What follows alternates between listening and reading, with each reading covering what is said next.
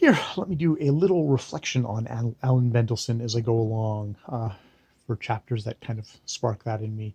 I just read chapter 33, which first, has him coming over to the grandparents' house, and old one, who is the grandmother, I guess, and how she is somebody who only eats raw foods. So it's interesting, like when this book was written, which I think is in the 80s or just the late 70s. When is Alan Mendelssohn's copyright?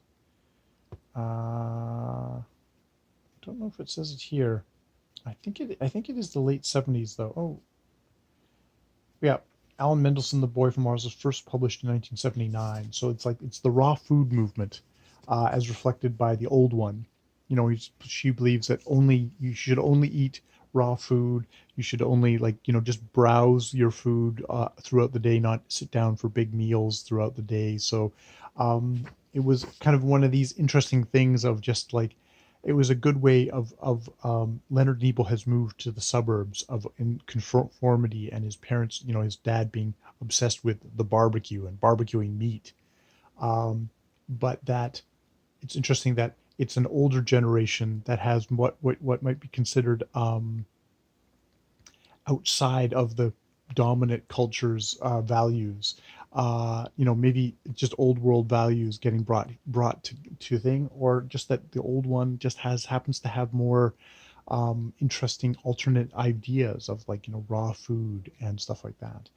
And then we go because they're trying to locate Hergelsheimer, Hergesheimer's Oriental Gardens, and think, Uncle Boris, he was a cab driver. Maybe he can. And he doesn't remember it particularly, but he has a film of it because a lot like what we've seen earlier with the project of the bookstore owner, um,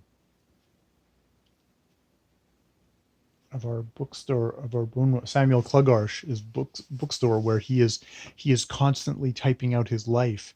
Uncle Boris also has a recording thing of he has all these home movies where he's recording his life, and indeed in a film that goes back like to I think it's 1939, he has a thing of him at Herschelsheimer's gardens. So he's had this kind of documentarian this record, yeah.